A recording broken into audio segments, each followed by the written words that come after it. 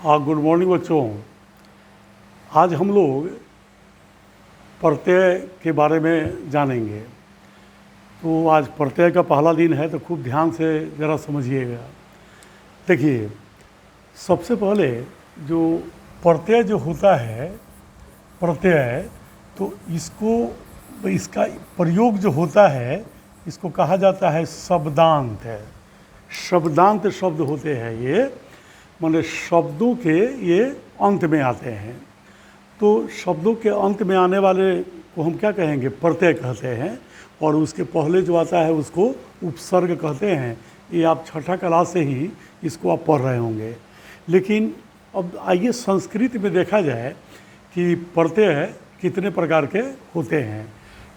तो सामान्यतया संस्कृत में जो प्रत्यय होते हैं, ये 3 प्रकार के प्रत्यय होते हैं।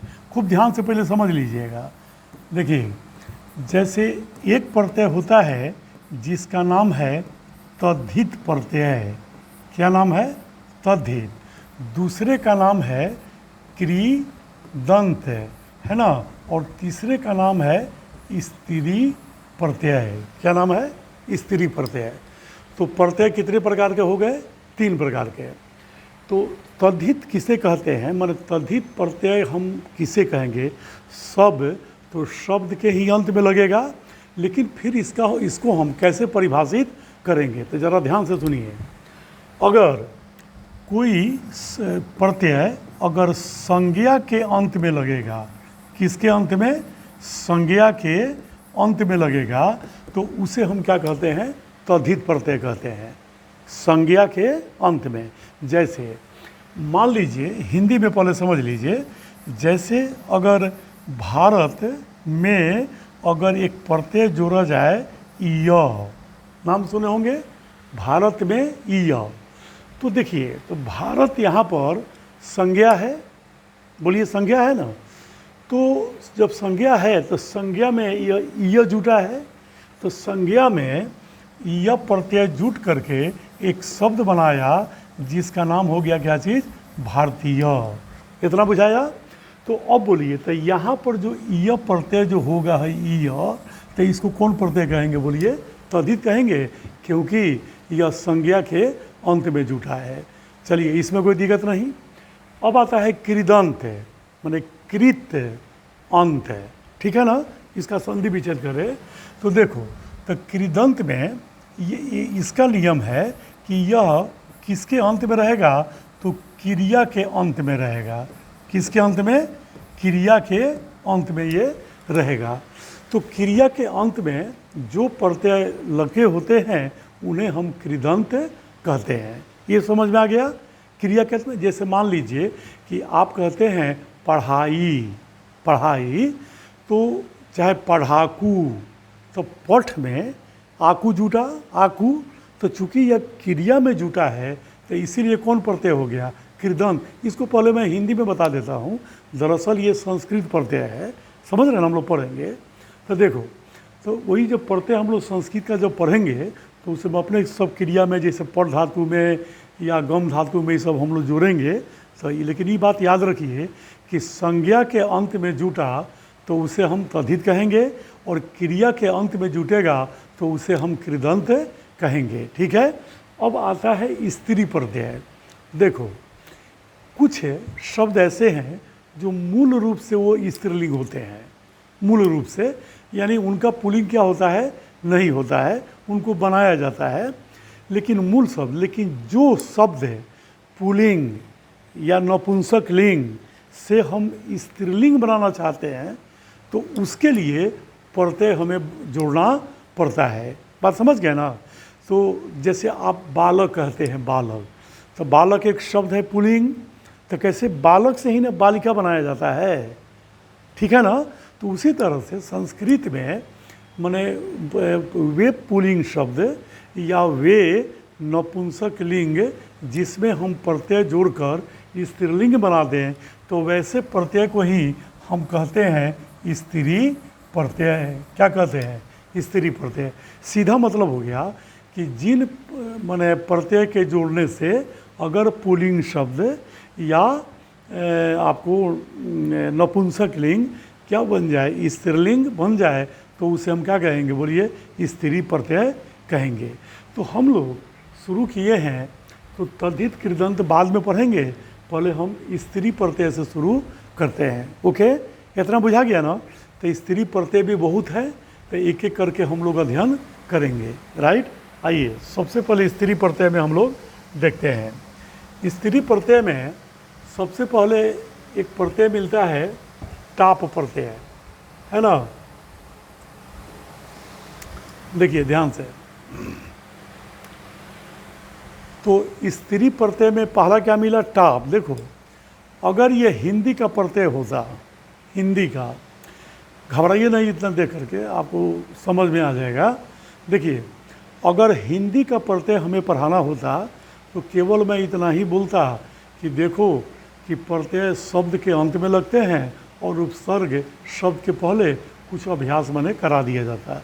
लेकिन संस्कृत में झंझट देखो कहाँ है। जैसे स्त्री प्रत्यय में पहला प्रत्यय हमने क्या लिखा, बोलो, टाप लिखा। क्या लिखा, टाप। तो देखो अभी यहाँ पर समझो पहले, तो जैसे अगर ये टाप प्रत्यय है, टाप है ना, तो टाप को यदि तुम अलग अलग करो तो यह है ट, और फिर है आ, और फिर है प। ओके, देखना संस्कृत में कैसे कहीं कहीं झंझट देखने को मिलता है। तो यहाँ पर हमने लिख दिया।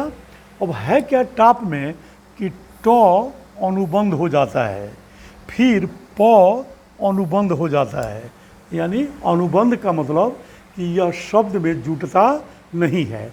तो आप ही बताइए कि टाप में ट अनुबंध है, प अनुबंध है, तो क्या जुटेगा, आ।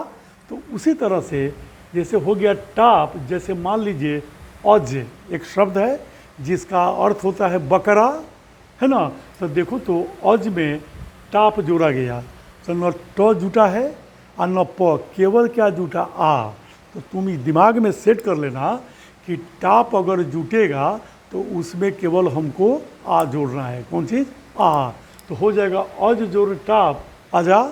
फिर तुम कहेगा कि ऊपर ही क्या लिखे हैं। देखो पहले पढ़ाई होती थी तो सूत्र का व्याख्या करना होता था, लेकिन अब तो बहुत सस्ता सब चीज़ हो गया, तो इसीलिए हम एगो लिख दिए हैं। ऐसे इसका सूत्र है अज अध्यस्त टाप, है ना, यानी अज आदि शब्दों में टाप प्रत्यय लगता है। तो इससे बात क्लियर क्या होती है, नहीं होती है।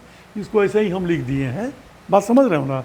लेकिन आज की जो परीक्षा का जो पैटर्न है उसमें बस केवल दिमाग में ही सेट कर लेना कि टाप स्त्री प्रत्यय है, इसमें ट और प शब्द में नहीं जुटेगा, केवल आ जुटेगा। अब हो गया, मान लो कि तुमको छोड़ दिए हैं टास्क के लिए। जैसे तुम घरे लिखना कि मूर्ख जोड़ टाप, तो क्या बोलोगे, मूर्खा, केवल आ जोड़ो, मूर्खा। फिर कोकिल जोड़ टाप, कोकिला। फिर अश्व जोड़ टाप, अश्वा। तो बोलो ये आराम से बन जाएगा कि नहीं बन जाएगा, कोई दिक्कत।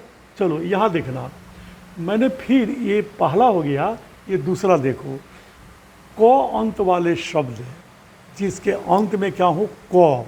थोड़ा सा इसमें जैसे देखो बालक के अंत में क है और टाप जोड़ना है, तो ये तो तय है कि टाप जुटेगा तो निश्चित है कि आ ही रहेगा, आ, ठीक है ना। तो देखो लेकिन क का जो पहले वाला वर्ण है तो इसमें ह्रस्व इकार जुट जाएगा, ठीक है ना। जैसे बालक जो टाप है तो आ तो हम जोड़ेंगे ही, लेकिन क के पहले वाला में ह्रस्व इकार जोड़ के तब बोलेंगे। जैसे बालक जो टाप तो बालिका हो गया। और उसी तरह से घरे लिखना गायक जोड़ टाप, गायिका, याचक जोड़ टाप, याचिका, पाठक जोड़ टाप, पाठिका। तुम अपना इसको क्या करना, लिख लेना, ओके, कोई दिक्कत नहीं। अब यहाँ पर देखो जीवन अपवादों से भरा है, या कोई भी नियम कानून पढ़ो जरूर उसमें अपवाद आता है। कैसे अंग्रेजी पढ़ते हो कि जिस सिंगुलर नाउन के अंत में एफ या एफ ही हो उसको भी में बदल कर ये से जोड़कर प्लूरल बनाते हैं। तो फिर नीचे लिखा रहता है अपवाद, रूफ, छत जो होता है रूफ, तो क्या, तो इसमें केवल जोड़ते हैं, दिक्कत ही हो गया, अपवाद हो गया। तो ये पूरा लाइफ ही या मैंने अधिकांश चीज़ों को मैंने देखा है, सब जगह एक अपवाद एकदम भरा रहता है।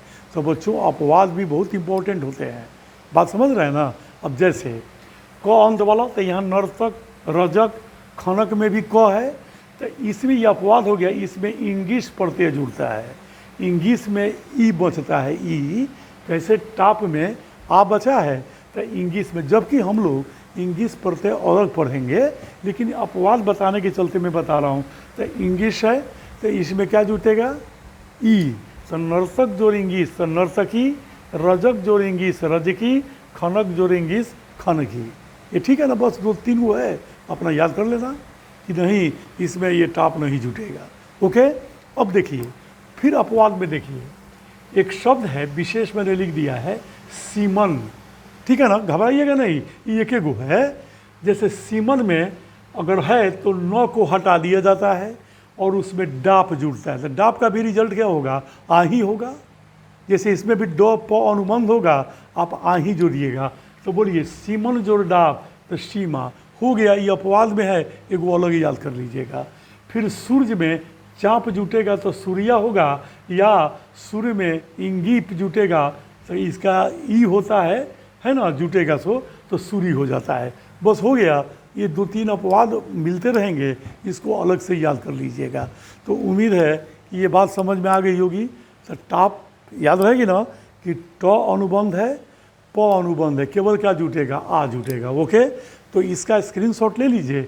इसका मुझे आंसर लिखने की ज़रूरत नहीं है, क्योंकि आप बनाएंगे तो शुद्ध ही बनाएंगे, अगर नहीं बनाएंगे तो आप बनाने के लायक नहीं है, तो आपको बताना भी ठीक नहीं है, राइट। इसीलिए इसका स्क्रीनशॉट ले लीजिए, घरे बनाइएगा।